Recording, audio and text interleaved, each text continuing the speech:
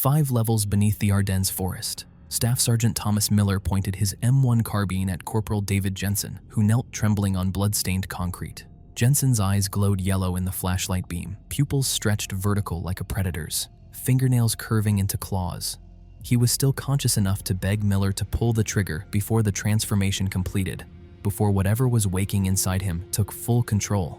But 12 hours earlier, none of them had expected this. 12 hours earlier, 8 paratroopers from the 101st Airborne Division had descended into Bunker Schwarzwald-7, following routine intelligence orders to secure abandoned Nazi research. 12 hours later, only one would climb back into December sunlight still fully human. This is the story of Projekt Wölfin and what the Nazis left behind in the darkness beneath the Ardennes. Something that learned, that waited, and that was still hungry. Welcome to Signal 7, and today we're covering Operation Wolfsbane, a classified Allied mission that discovered something in the Nazis left behind. Something that learned how to hunt soldiers better than soldiers hunt each other. If these stories interest you, like and subscribe for more. December 17th, 1944, 0730 hours, forward operating base outside Bastogne, Belgium. The morning briefing room was cold enough to see breath, and Captain Reeves stood in front of a map of the Ardennes Forest with red circles marking German positions. Staff Sergeant Thomas Miller sat with his squad of 7 men, all paratroopers from the 101st Airborne Division, all veterans who'd jumped into Normandy 6 months earlier and survived what came after. Reeves briefed them on their target, Bunker Schwarzwald-7, a German research facility deep in the forest that intelligence reported had been abandoned 3 weeks prior. Radio intercepts suggested SS scientists had evacuated in extreme haste, leaving behind classified research that could provide valuable intelligence about Nazi weapons development. The mission parameters were straightforward: infiltrate the bunker, secure any documents or equipment of intelligence value, photograph everything, and exfiltrate before nightfall. Reeves emphasized that abandoned meant empty. The SS had pulled out completely, likely retreating ahead of Allied advances. No enemy contact was expected. This wasn't a combat mission. It was document recovery, the kind of operation that intelligence units usually handled, but they needed soldiers who could move fast and handle themselves if German patrols showed up unexpectedly. 2 hours maximum, Reeves told them.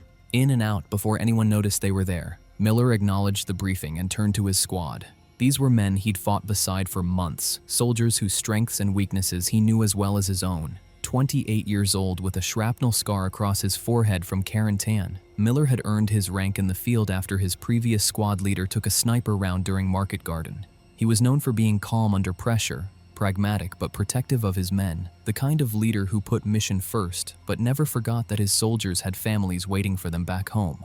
Corporal David Jensen handled communications, 21 years old and nervous in the way young soldiers get before their first real mission.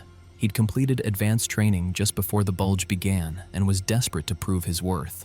Private First Class Carlos Rodriguez operated the radio, a 24-year-old from Texas whose older brother had died at Anzio and who carried that weight quietly, professionally.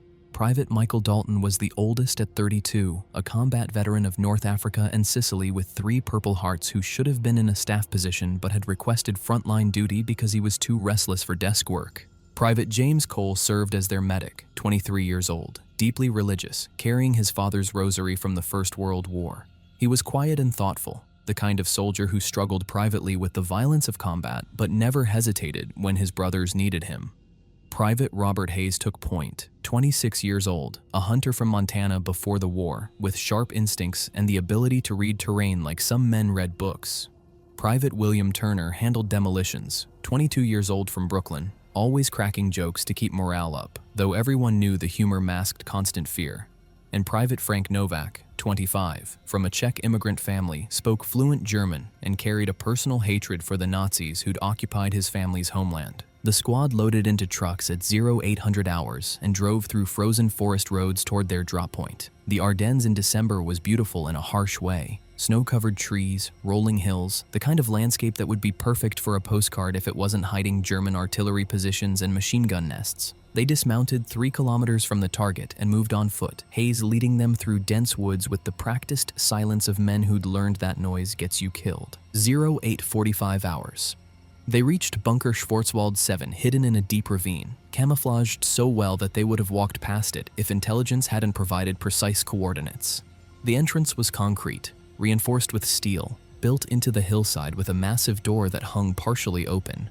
Hayes examined the door carefully and noted immediately that it hadn't been forced from outside. Someone had opened it from within, which matched the evacuation story, but the door had been left ajar as if whoever opened it had been in too much hurry to close it properly. The squad stacked up in formation and descended.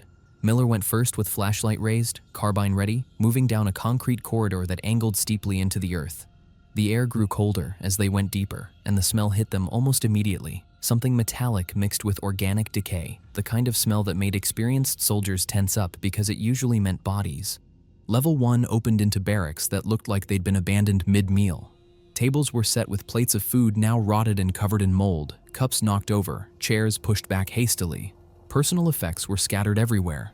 Letters from home, photographs, cigarettes, all the small things soldiers carry. But what struck Miller was how much had been left behind. An evacuation under fire might explain some haste, but this looked like panic, like men had simply dropped everything and run without even grabbing weapons or winter coats. Turner made an observation that made everyone uncomfortable. 3 weeks and the food was still there, untouched except by decay. Rats should have gotten to it by now. The Ardennes was full of wildlife even in winter, and abandoned food usually attracted scavengers within hours. But there was nothing. Not a single rat dropping, not a chewed corner of bread. Just rotted food sitting on plates as if even animals knew to stay away from this place. They moved deeper. Level 2 contained laboratories, and this was where things started to look truly wrong.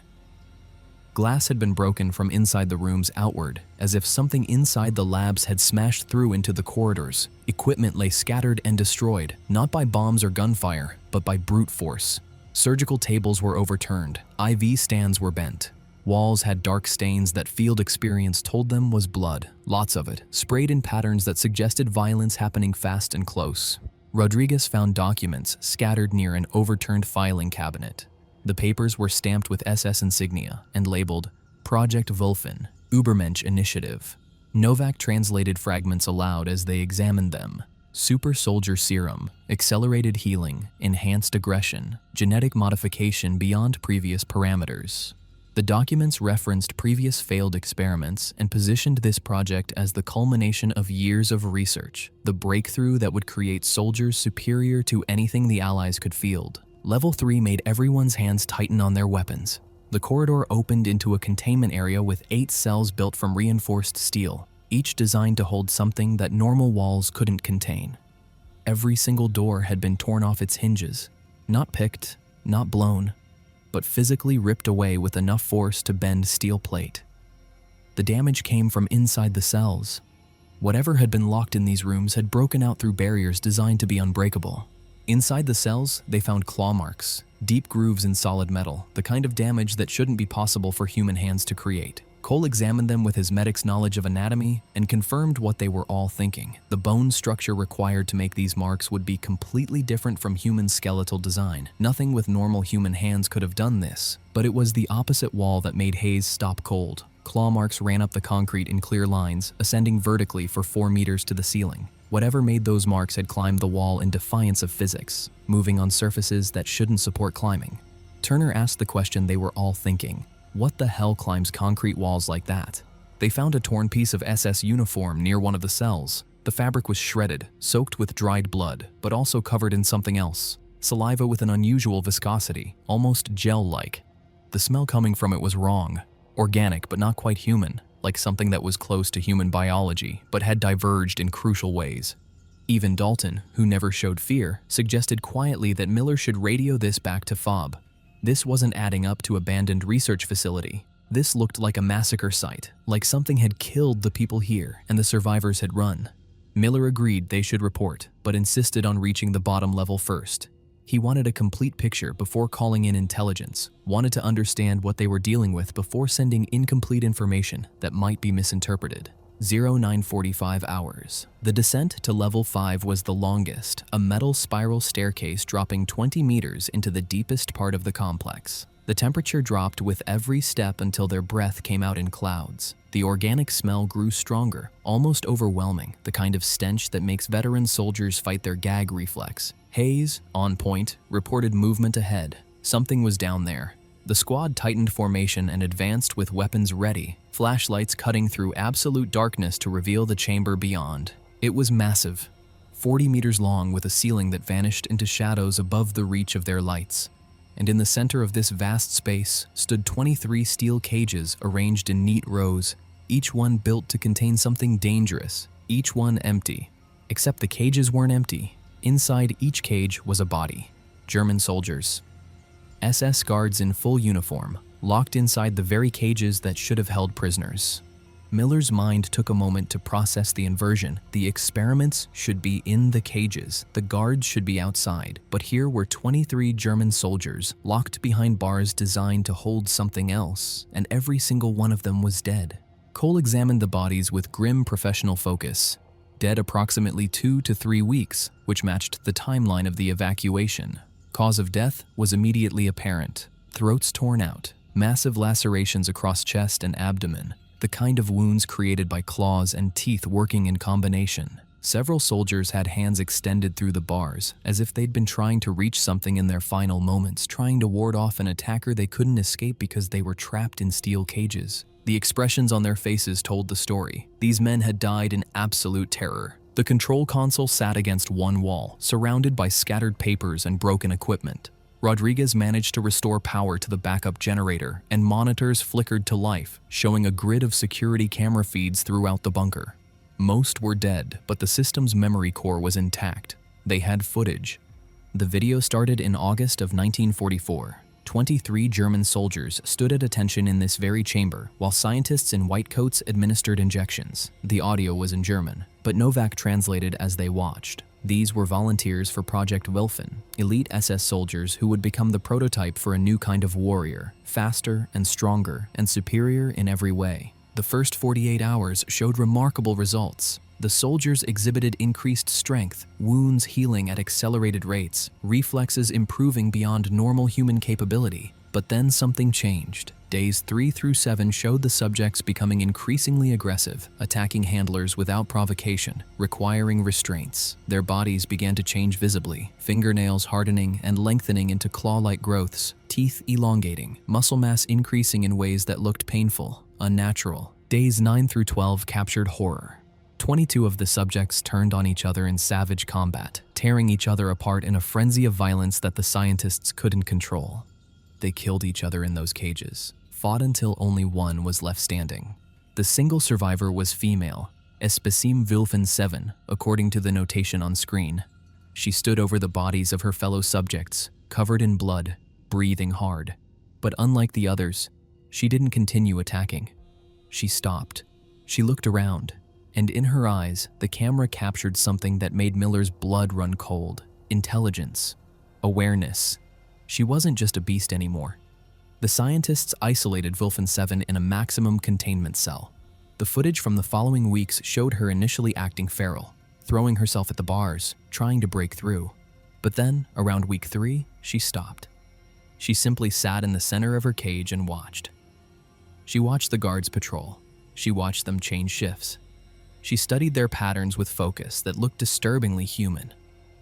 Week 4 through week 8 showed behavior that shouldn't be possible. When guards did their standard patrol pattern, Wölfin-Seven would move in her cage, mimicking their movements. She was learning by observation, replicating tactical patterns, understanding cause and effect.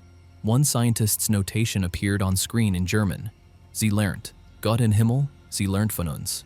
Novak translated with a trembling voice. She's learning. God in heaven, she's learning from us. The final footage was dated November 22nd, 1944, 3 weeks before the current mission. Wölfin-Seven suddenly collapsed in her cage, appearing weak, barely moving. A senior guard entered the cell to examine her, concerned she might be dying, worried that they'd lose the only successful subject. The moment he stepped close enough, she moved. The attack lasted 3 seconds. The guard died, without time to scream. Wölfin-Seven took his keys with methodical precision and opened every single cage in the chamber, moving from one to the next with purpose. Then she opened the control room and drove the scientists inside. She locked them in cages where their subjects had once been held. The final frame before the camera was destroyed showed Wölfin-Seven looking directly at the lens. She tilted her head, studying the camera with clear recognition that she was being watched. Then, One clawed hand swung through the frame and everything went black. Cole found the final medical assessment buried under debris, and he read it aloud to the squad, with voice growing more tense with every word. Projekt Wölfin. Final assessment. Subject is not predator. Subject is strategist. Learning capacity exceeds all initial projections by impossible magnitude. Contamination through bite or deep scratch results in partial transformation within 48 hours. Hybrid subjects retain fragments of consciousness but obey instinctive hierarchy established by alpha specimen. Recommend immediate termination of project. Containment no longer viable.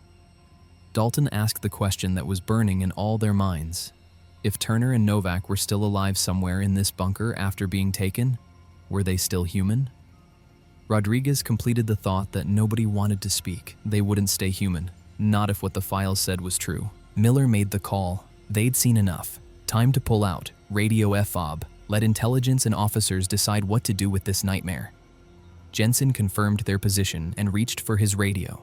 Every man in the squad had the same thought. Get the hell out of here before whatever killed those Germans found them too. That's when every radio in the squad died simultaneously. Not static, not interference. Complete silence as every frequency cut out at exactly the same instant, as if something had flipped a switch on all their communications at once. And in the darkness beyond their flashlights, they heard breathing. Heavy, controlled, deliberate. Something was down here with them, had been listening to them, watching them examine the footage and read the files. It had waited until they understood exactly what they were facing before making its presence known. Hayes reported what every soldier already knew with sinking certainty. Whatever it was stood between them and the only exit. 10-15 hours. Miller ordered immediate tactical withdrawal, and the squad moved with trained precision toward the stairs. Hayes on point, Jensen and Cole in center, Dalton watching rear. They ascended to level 4 with weapons ready, flashlights cutting through darkness, every man hyper-aware that something was hunting them in these corridors. The corridor that should have led back to level 3 was blocked. Concrete rubble filled the passage completely. Massive chunks of wall and ceiling collapsed in a way that looked deliberate, arranged almost. Dalton examined the obstruction, and his assessment made everyone's situation dramatically worse. This debris hadn't been here 30 minutes ago when they passed through. Something had moved tons of concrete while they were watching footage in the control room. Hayes pointed out deep claw marks on the concrete blocks, gouges in solid stone that went inches deep. No human could have done this. Even with tools and time, moving this much material would take hours. But something had sealed this exit in the minutes they'd been distracted. Miller sent Rodriguez and Turner to check alternate routes while the rest maintained defensive positions. Both returned within minutes with identical reports. Every path back to upper levels was blocked. 4 different routes sealed with precision that spoke to planning, to intelligence that understood exactly how soldiers would try to escape and had countered every option before they thought to use it. Turner vocalized what they were all thinking. This wasn't random. Whatever lived in this bunker knew their tactical options better than they did. It had studied soldiers before. It knew how they moved, how they thought, how they tried to escape, and it had cut off every exit methodically. Miller gave the order: defensive positions, backs to walls, cover all approaches. They were still soldiers, still trained, still armed. If something wanted to attack, they'd make it pay for every foot of ground. The squad waited in tense silence, minutes stretched out, their ears strained for any sound in the darkness beyond their lights. And that's when Novak reported movement behind them, something shifting in the shadows. The entire squad spun toward the sound, weapons raised. The sound stopped completely. Absolute silence. 30 seconds passed. Hayes asked where it had gone, starting to question if they'd heard anything at all. Then Novak screamed. The sound cut off with horrible abruptness, replaced by a wet, dragging noise. The squad whirled back, flashlights sweeping the corridor where Novak had been standing 2 seconds before. He was gone. Simply gone. No body, no blood trail they could see in immediate area, just his weapon lying on the concrete and faint marks leading to a ventilation shaft too small for any human to fit through. But something had fit through it. Something had pulled Novak into that impossibly narrow space without giving him time to call out, without allowing him to fire his weapon, without leaving the squad any chance to help. 10:45 hours. Miller ordered fighting retreat to a defendable position. They moved through level 3 laboratories with Jensen calling out potential contacts at every shadow. The squad was maintaining formation, bounding overwatch, covering each other's movement, all the tactics drilled into them through training and combat. Hayes spotted movement on left flank and called it out. The squad engaged, muzzle flashes lighting up the corridor in strobing bursts. They advanced to the position where Hayes swore something had been moving. Nothing. No body. No blood. No evidence anything had been there at all. It happened again 2 minutes later. Rodriguez called contact on right side. Squad turned and fired, reached the position. Nothing there. And again. Turner saw something moving near the ceiling. They shot at it. When they checked, the bullets had hit concrete, but whatever they'd seen was gone. The pattern became horrifyingly clear. The creature was appearing in positions that required understanding of cover and concealment, using tactics straight from military doctrine. It would show itself on one side, drawing their fire and attention, then move using the distraction. It was flanking them. It understood squad formations. It knew that soldiers in combat focus on targets, and it used that focus against them. Jensen shouted what everyone was realizing. The thing was using fire and maneuver tactics. It was operating like an infantry unit, using suppression and movement, using terrain, using their own training against them. Dalton insisted it was impossible. Animals don't understand military doctrine, don't grasp tactical concepts, don't think strategically, but Rodriguez countered with voice tight with stress. Maybe it wasn't an animal anymore. The squad reached the laboratory and barricaded themselves inside. Turner and Hayes built improvised defenses from overturned tables and equipment. Cole used the breathing room to treat minor injuries. Miller tried to work out options while they had momentary safety. The sounds started. Heavy footsteps echoed from multiple directions at once, moving around their position, circling. Miller asked how many they were facing.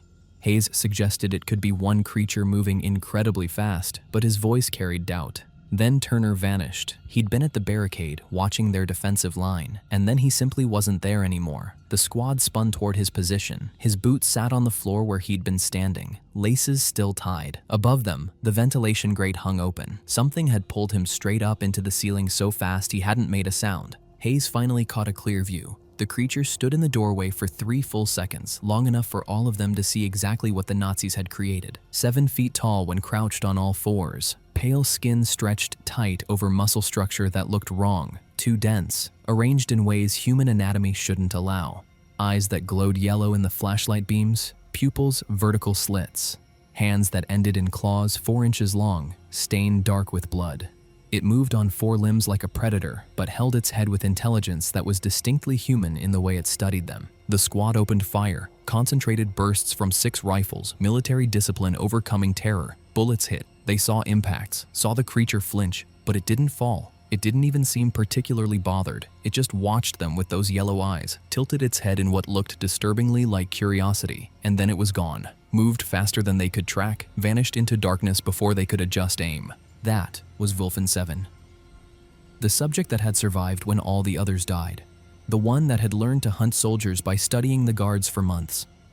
And now she was using everything she'd learned against them. 11:30 hours. The squad fell back to the security control room, the only position with multiple monitors and equipment that might give them tactical advantage. Miller needed to understand what they were fighting. Know your enemy was doctrine for a reason. Rodriguez accessed footage they hadn't watched during the first pass. Cole treated minor wounds while everyone watched the screens, trying to find anything useful. The footage laid out the full story of Projekt Wölfin in brutal detail. August 1944. 23 SS volunteers injected with serum derived from something the Nazis had found in a 1938 archaeological expedition to Tibet. The original files referred to it as Das alte Blut, the old blood, not synthetic, not invented. Extracted from something ancient that German occult divisions had discovered buried in mountain caves. The transformation process was documented hour by hour. The subjects gained incredible strength first, followed by accelerated healing that closed wounds in minutes. But the mental changes came fast too. Increased aggression, decreased impulse control, rising territorial instincts. By day 4, the subjects were fighting each other constantly, establishing dominance through violence. By day 12, 22 were dead. Only Wölfin-Seven remained, and unlike the others, she didn't continue in mindless violence. She became calm, watchful. The scientists noted in their reports that she seemed to be thinking, planning, waiting. The footage from her containment period was worse than Miller had expected. For weeks, she observed everything. She watched guard rotations and mapped patrol patterns. She learned which guards were careful and which were careless. She identified weaknesses in security procedures, and she waited for her moment with patience that spoke to intelligence and self-control. When she finally made her move, it was perfect. She feigned illness to draw guards close, killed the first one before he could react, used his keys to open all the cages, and then hunted down every scientist and guard in the facility with systematic efficiency. The footage showed her moving through the bunker, clearing it room by room like a trained soldier conducting close-quarters battle. But the medical files revealed something even more terrifying. Cole found the biological assessment and read it aloud with growing horror. The serum wasn't just a performance enhancer, it was communicable. Bite wounds or deep scratches from an infected subject would transmit the transformation to the victim. Partial transformation took approximately 48 hours and resulted in hybrid subjects who retained some human consciousness but fell under the instinctive control of the alpha subject, Wölfin-Seven. Dalton asked the question directly. Transformation meant Turner and Novak, if they were alive, wouldn't stay human. Rodriguez confirmed what they all understood. The creatures that took them weren't killing for food. They were creating more of themselves. 15 hours. Miller made a decision that went against every instinct but followed military doctrine. Never leave a man behind, even if recovery seems impossible. They would try to find Turner and Novak, would try to bring them back, would face whatever came of that choice. Hayes tracked blood trails deeper into level 4 containment areas. The sounds reached them first.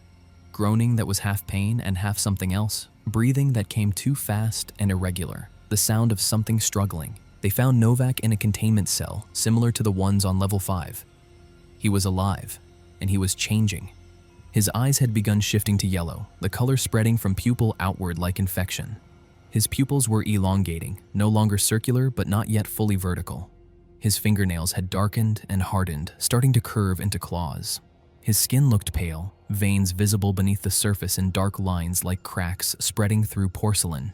He was breathing hard, like he'd run a marathon, but he was sitting still. He was still himself, still Novak, still conscious enough to know what was happening to him and to be terrified by it. He begged them to kill him. His voice was his own but strained, like speaking took enormous effort. He described feeling something waking up inside his head, something that wasn't him but was becoming part of him. Thoughts that weren't his own kept pushing through. Violent thoughts, hungry thoughts, thoughts about hunting his friends that horrified him because part of him wanted to act on them. He said it was getting louder. The thing in his head was getting stronger, and he could feel his own consciousness starting to slip, like he was being pushed out of his own mind to make room for something else. He begged Miller to shoot him while he could still ask, while he was still human enough to want death over what he was becoming, while he could still care about protecting his friends from what he would become. Miller stood there with his hand on his sidearm, face showing the struggle of a leader being asked to execute his own man. Cole moved toward Novak, suggesting maybe the medics at FOB could help. Maybe there was a cure. But Novak cut him off, voice desperate. The files said there was no cure. Once the transformation started, it was irreversible. Miller needed to do this before Novak lost the ability to consent, before the thing inside him took full control. Jensen was starting to say something when he screamed, cutting his own words off. Turner had appeared in the doorway. Turner was further along in the transformation than Novak. His eyes glowed fully yellow, pupils completely vertical. His hands had become claws, actual claws, curved and sharp and dripping with blood that wasn't his own. He still wore his dog tags and the tatters of his uniform, but his body had changed. Muscle structure visible under skin that looked stretched too tight, posture wrong for human skeletal design. His face was still recognizable as Turner, but distorted, bones shifting under flesh. He spoke. His voice came out rough, guttural, barely human, forcing words through a throat no longer designed for speech. He managed one word, run. Then he charged. The squad opened fire on instinct. Bullets hit Turner dead center, multiple impacts that should have dropped any human. He staggered, but didn't fall. He moved like Wölfin-Seven moved, on all fours, using walls and ceiling, faster than human reflexes should allow. Hayes took a perfect headshot that snapped Turner's head back. He recovered in seconds and kept coming. Miller shouted orders for concentrated fire on center mass. The squad focused their shooting, military discipline overcoming horror at firing on their own man. Turner slowed under the barrage, but he didn't stop. He was too strong. The transformation had made him resilient to damage that would kill a normal human. Wölfin-Seven appeared behind Turner and dragged him back into darkness before the squad could finish him. The last thing they heard was Turner screaming, but the sound shifted mid-scream from human pain into something else. Something that sounded like a roar, like whatever remained of Turner was being overwhelmed by what he'd become. When they looked back at Novak's cell, Cole was there, and Novak was dead. Cole explained in broken voice that Novak had asked him to do it, had made Cole promise that if it came down to it, Cole wouldn't let him turn. Cole had acted while the squad was distracted by Turner. He'd given Novak what he'd begged for, death, while he was still human enough to want it.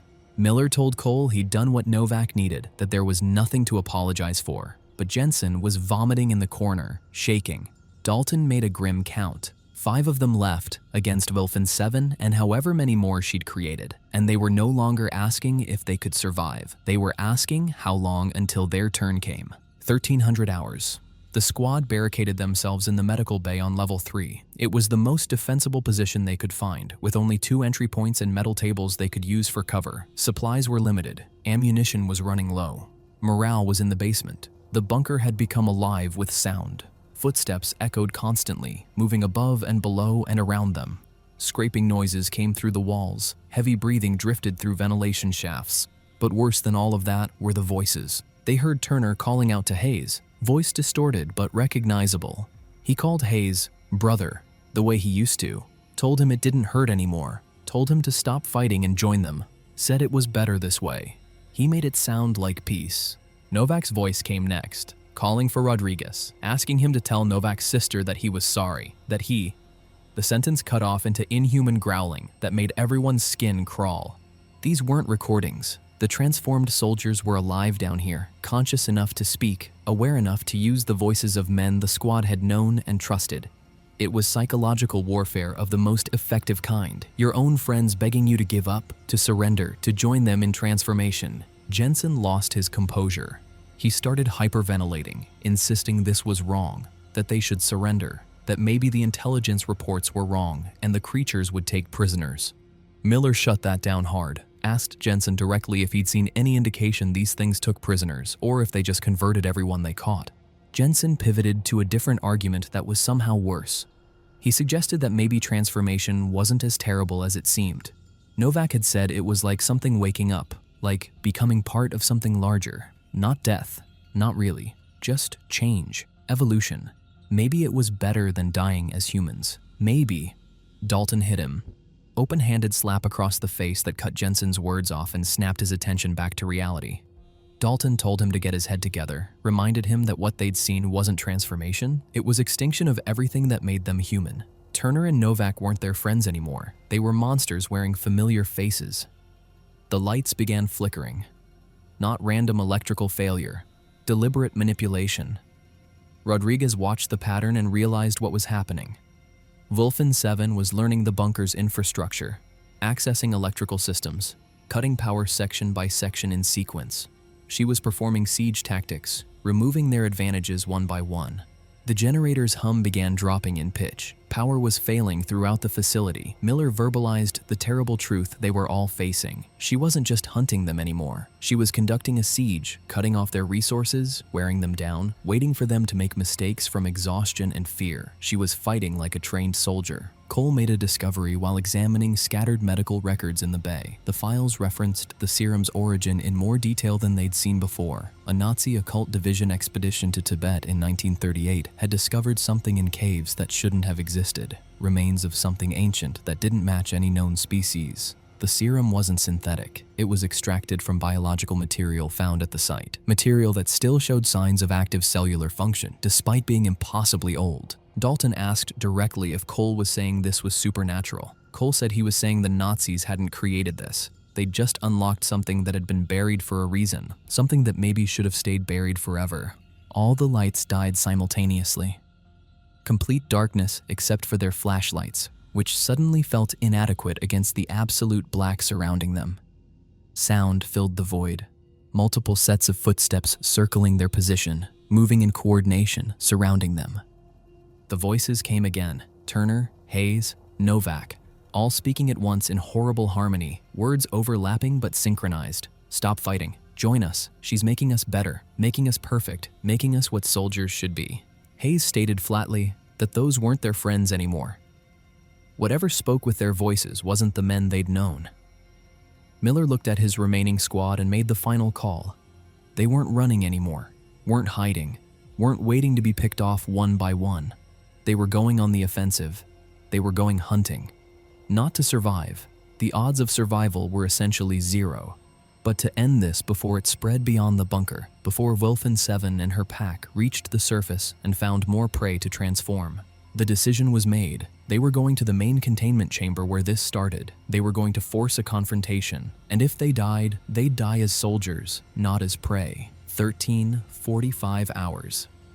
The squad moved through absolute darkness, flashlights cutting narrow beams through black that seemed to swallow light. They were heading back to level 5, back to the chamber with the 23 cages, back to where Wölfin-Seven had been created and where this nightmare had begun.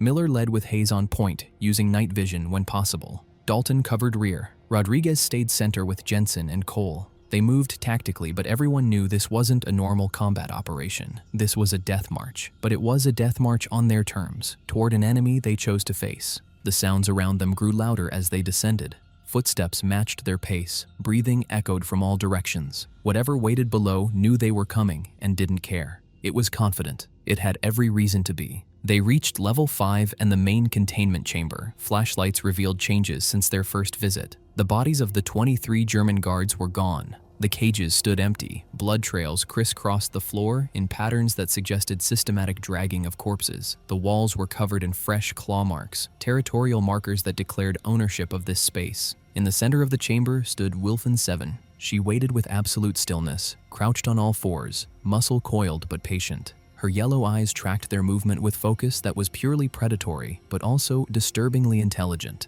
She looked at each of them individually, assessing, calculating, understanding exactly what they were and what they intended. She wasn't alone.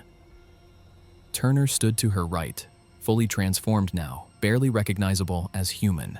Novak was there too, somehow alive despite Cole's mercy kill, or perhaps reanimated, or perhaps the transformation had simply been too far along to stop with a single bullet.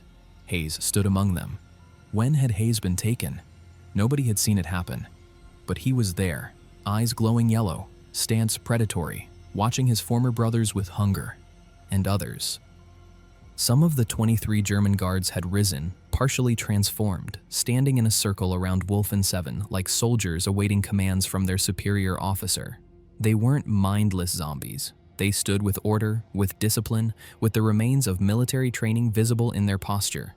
Miller spoke directly to Wölfin-Seven. He told her that she understood human speech. They'd seen the footage of her learning, studying, comprehending. She'd learned German from the guards and probably picked up English from listening to them. He acknowledged that she was more than an animal, that she thought and planned and understood. Then he told her that despite all that, they weren't joining her. Whatever she wanted, whatever she was building here, it ended tonight. Wölfin-Seven tilted her head slowly, and she nodded. A single, deliberate nod of understanding.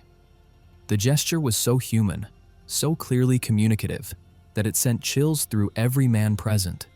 She understood. She knew they were here to fight, and she accepted that challenge with something that looked disturbingly like respect.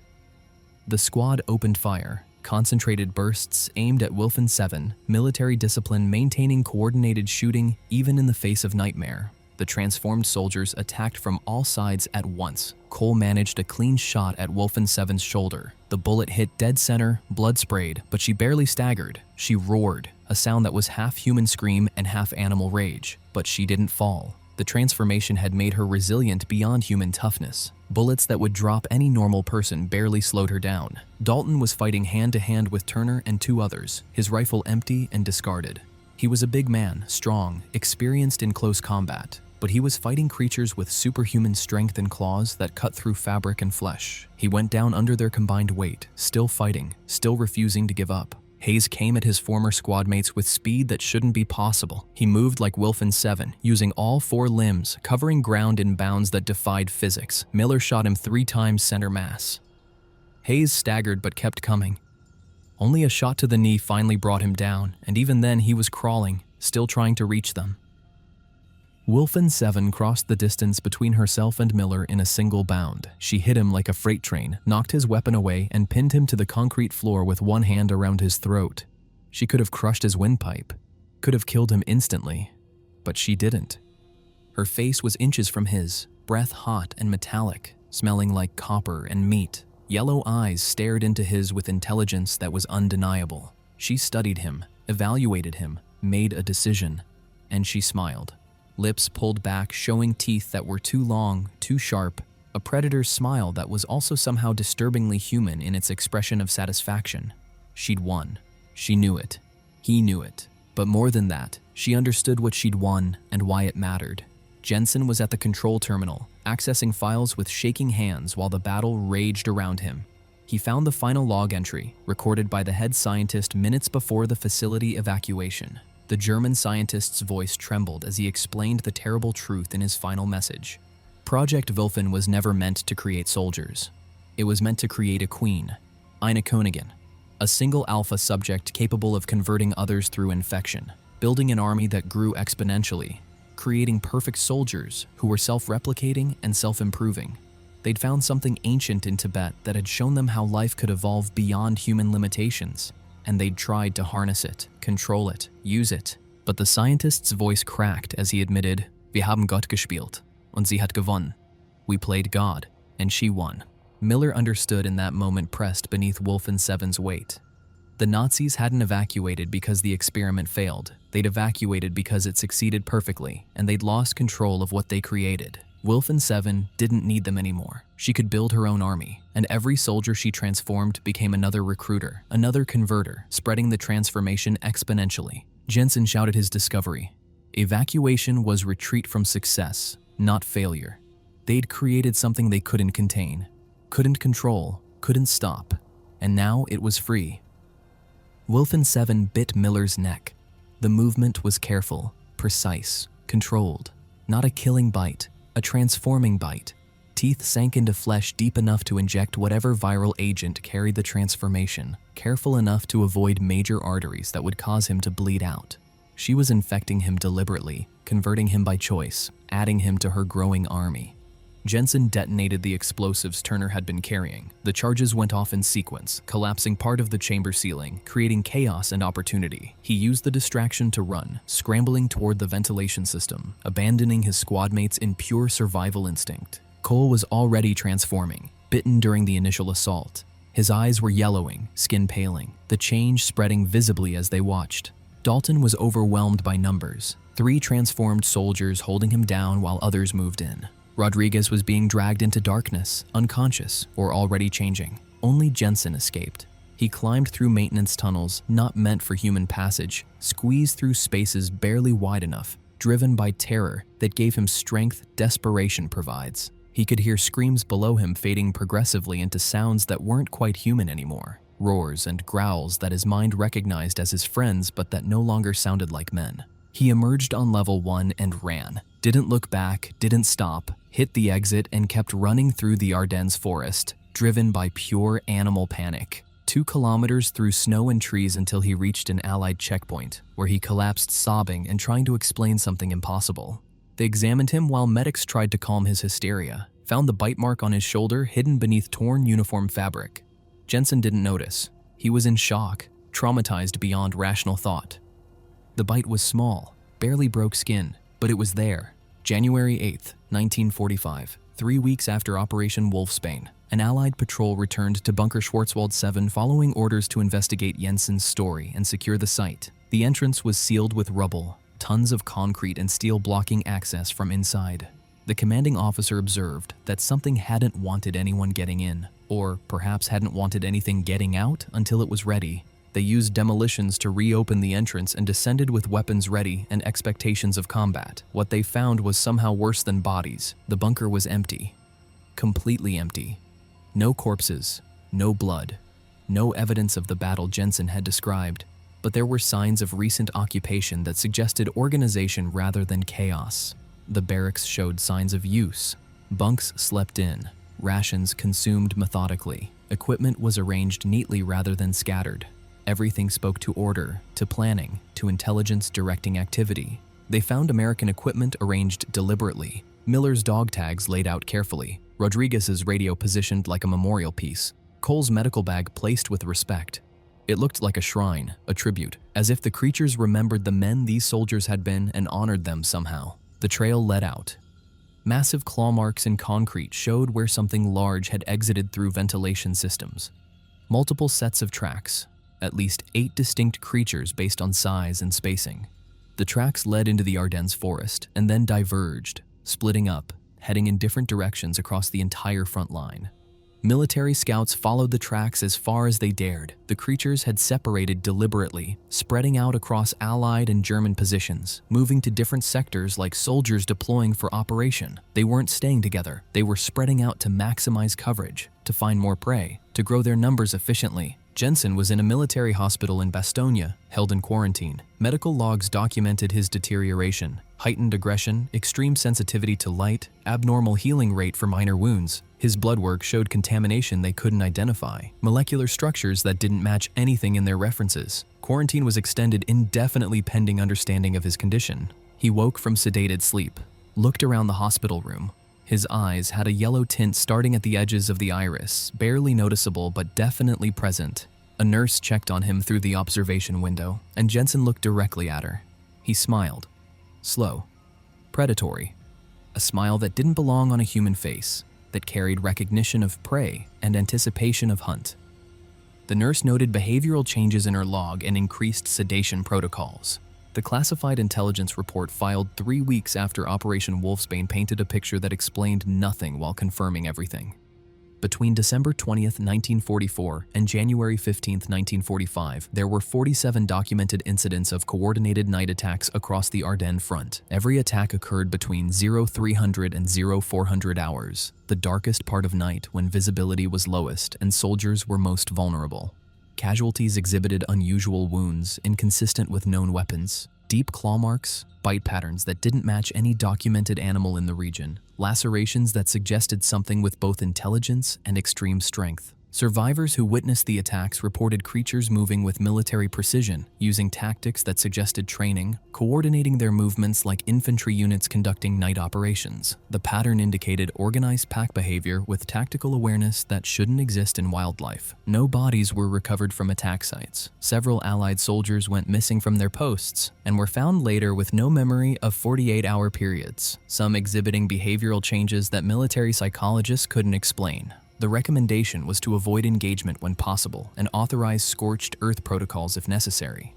Projekt Wölfin files were confiscated and classified at the highest level. Bunker Schwarzwald-7 was sealed permanently with concrete and steel reinforcement. All personnel involved were transferred to classified research divisions where their knowledge could be contained. The case was closed pending developments. Somewhere deep in the Ardennes Forest on a moonless night in January, Wölfin-Seven stood among trees with her pack surrounding her. Miller stood to her right, fully transformed, a lieutenant to her command. Dalton, Rodriguez, Cole, Turner, Novak, Hayes, all there, all changed, all waiting with perfect stillness. 3 German guards who'd risen from the cages stood with them, transformed and obedient. 2 Allied soldiers from other units who'd been taken in the weeks since the breakout were part of the pack now, eyes glowing yellow in darkness. Wölfin-Seven tilted her head, listening. In the distance, barely audible, came the sound of a convoy moving along a forest road. Vehicle engines. Voices of soldiers calling out to each other. The sound of prey moving through her territory, unaware of what waited in the darkness. The pack moved as one organism, silent, coordinated, perfect tactical movement through terrain they'd learned to use. They disappeared into shadows, spreading out to surround the convoy, positioning themselves for ambush with precision that would make any military instructor proud. The screaming started minutes later. Brief, cut short with efficiency, and then silence returned to the forest. Projekt Wölfin hadn't failed. It was functioning exactly as designed.